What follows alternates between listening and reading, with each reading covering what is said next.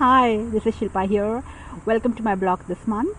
Now, this time we're talking about management of a case in layers.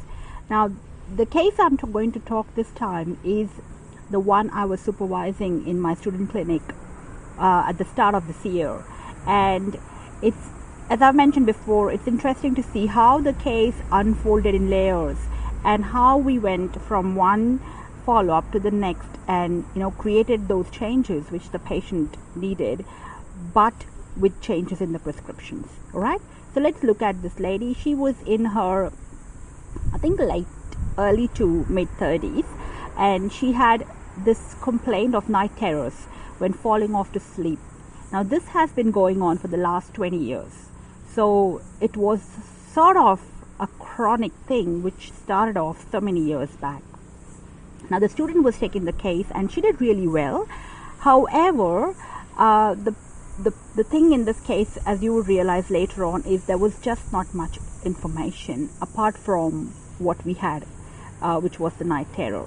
So what actually happened was she had this, she saw these big black hairy fluffy balls which was slowly falling on her, and she always needed the light on and the door open like a child, and even today. And she said, I've hurt myself in the past when I rolled off the bed, and these night terrors happen every single night. So, and then there was this interesting observation. It's very important to know, and it was important for me to realize there are such minor things which you notice when you are the third person observing and the student is involved in the case. And I realized every time she spoke of an intense fear, she had this sort of a laugh which was just not, it was out of place in some way. So she said, my husband has to keep an eye open, and then she laughs. It's not normal, it concerns me and I don't like it. So the question here was, in a way, what is it that's really, how is it concerning her, how is it affecting her life? And well, it was like every single night she had these terrible experiences, and she would roll off her bed, and sometimes she's hurt herself just in that. And she said, it's just this absolute terror. I'm panicking, my heart's pounding, just like you've got a really, just like you've got a fright. And then you start laughing, and I can't stop laughing. It's hysterical. I wake myself up in 5 seconds, and then I just thought of what happened, and then she sweats. So there was this really intense situation she underwent every night. And so the question came from, how did it all start? And then she said, when she was about 12 years of age, there was a home invasion. So she just sort of woke up, and dad had got some money from the bank. So dad was, I think, a postal worker. I'm not sure what his situation was. And then they had 3 people who just broke in the house.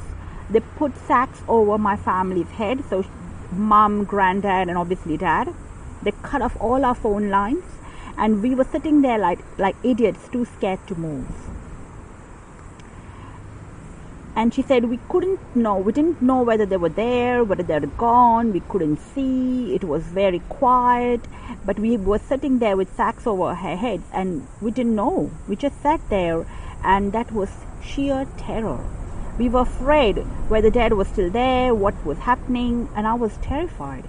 But she was more terrified for her mom. She thought mom would not cope, and she would lie dead beside her when she opened her eyes. So she was shaken, but she said, I didn't have a nervous breakdown. So, and that's all she remembers. There is nothing else which happened after that, nothing else which happened before that she could remember. And so that was one important thing. Then we asked her a lot about other fears, but the only thing she could remember was that she was really scared of butterflies. She had the same reaction. She couldn't breathe.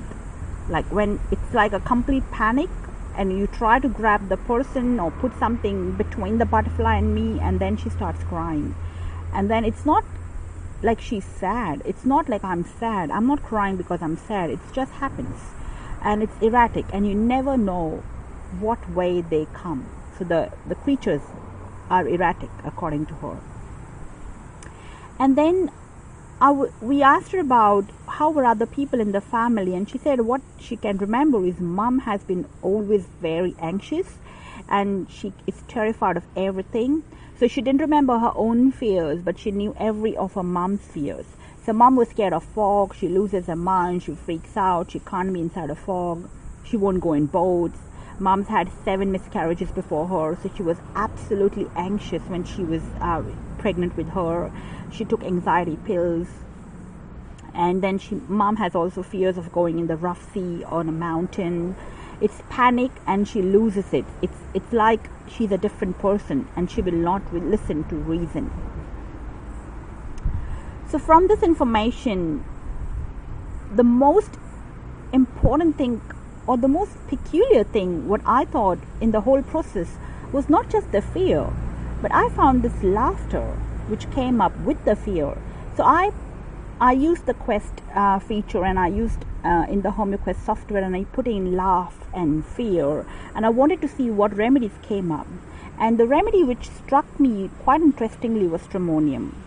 So Tremonium has this sort of intense fear with spasmodic laughter.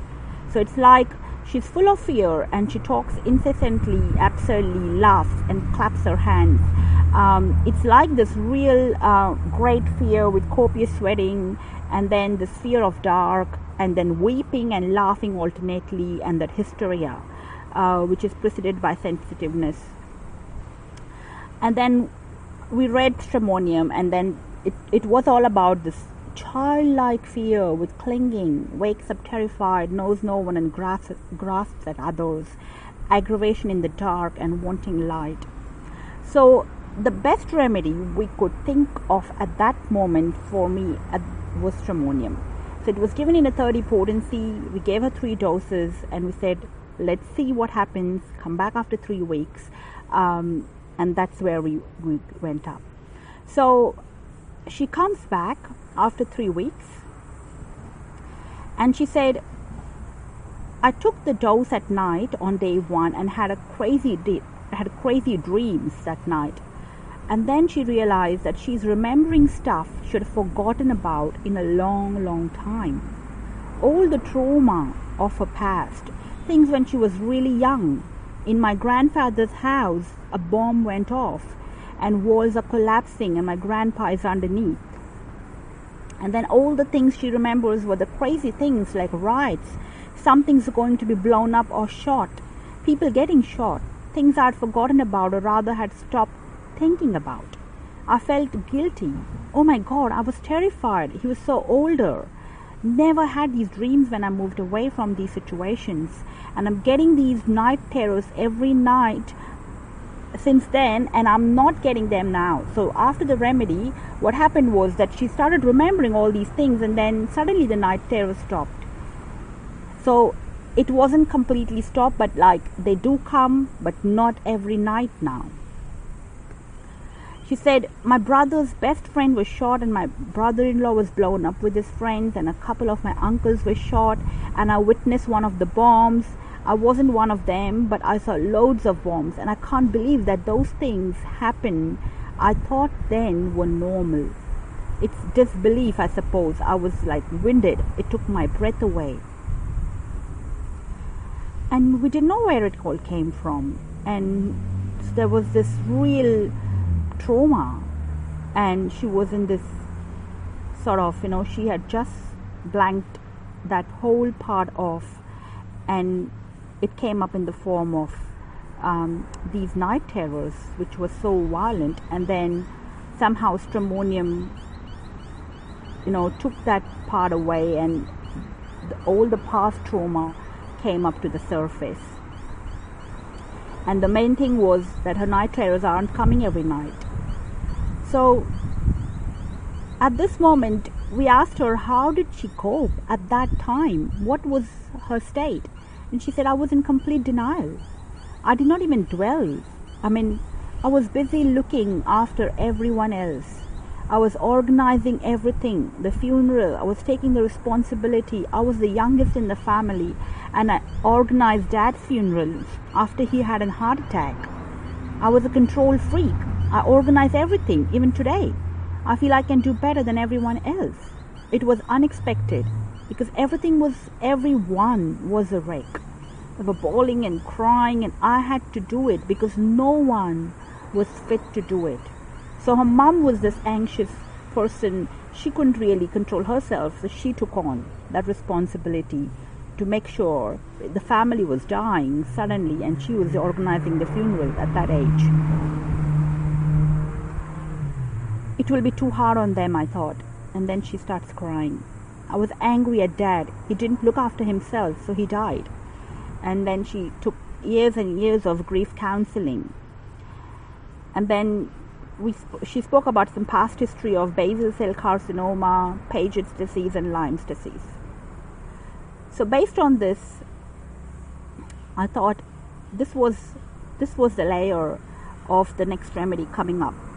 The Tremonium did what it did, and what's happening right now is this real control, this real responsibility at such a young age, and this thing to come up with and take care of everyone around them, around him, around her family.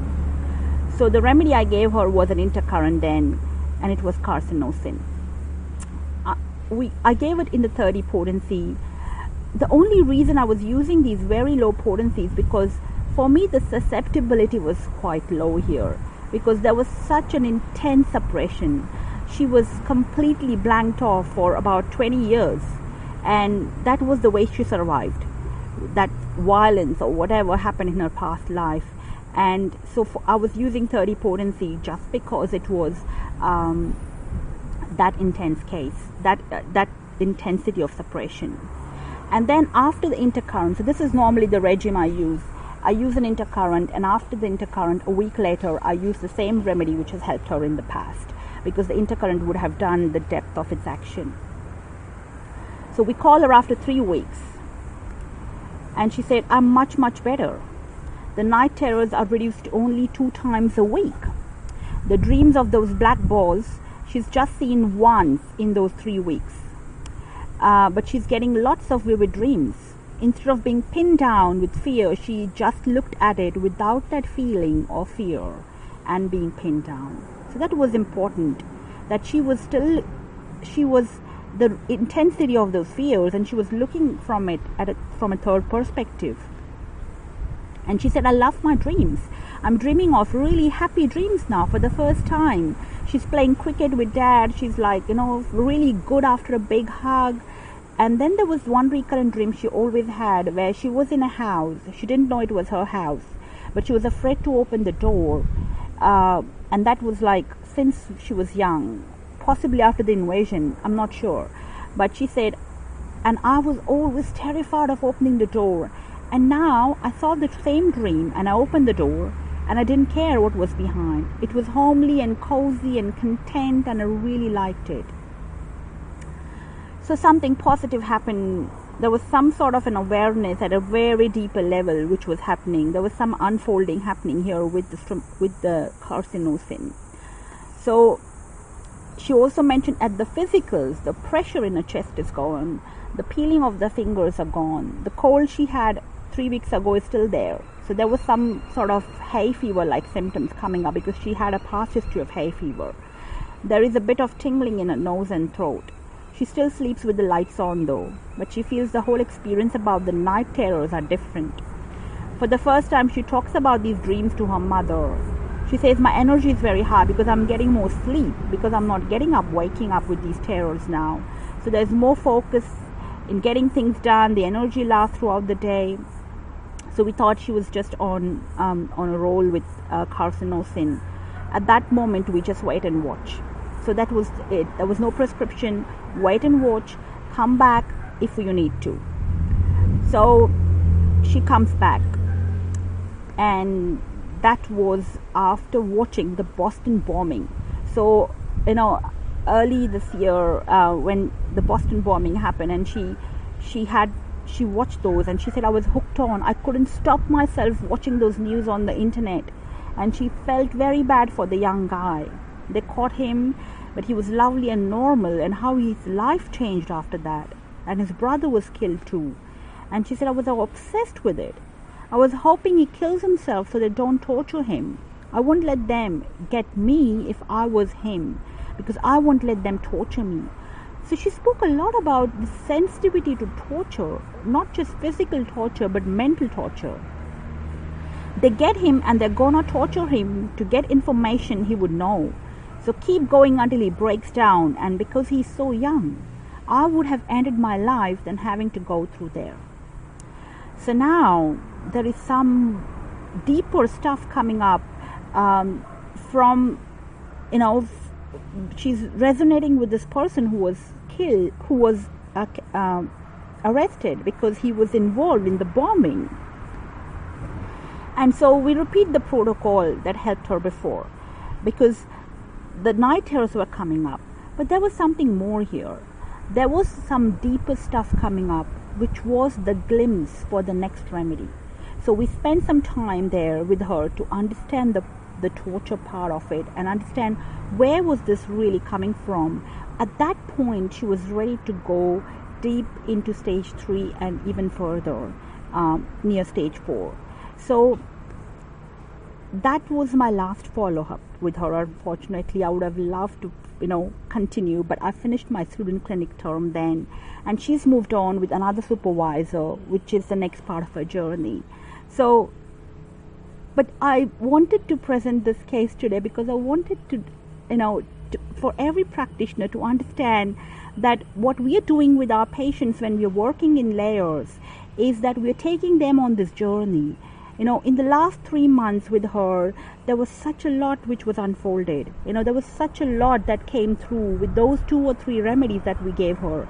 And there is a lot more to happen. And sometimes patients just can't give everything in that first consult. And sometimes there isn't a remedy which comes up directly, which covers the entire state right to the core. There are patients who just need that time and that unfolding to happen because they possibly have suppressed such a lot. It's really not possible to really get it out there in that consult. And it doesn't matter. Nothing was right or wrong here. You could have given some other prescriptions. Tremonium was something which came up strongly, and so was the carcinosin, and intercurrents, and these remedies play such a beautiful role in homeopathic cases, and that's how we go. That was the right approach for the patient because that was what she was at. And so hope this tells you that whatever work you do with your patients is wonderful the way it is. There is nothing perfect about a prescription, and it continues, you go on, their journey goes on, and that's the best part of being a practitioner and working with your clients. So that brings me to the end of this case and this year. I hope you have a lovely, lovely holiday season and enjoy your new year, and I'll see you next year and have a very happy time. Thank you very much and take care. Bye-bye.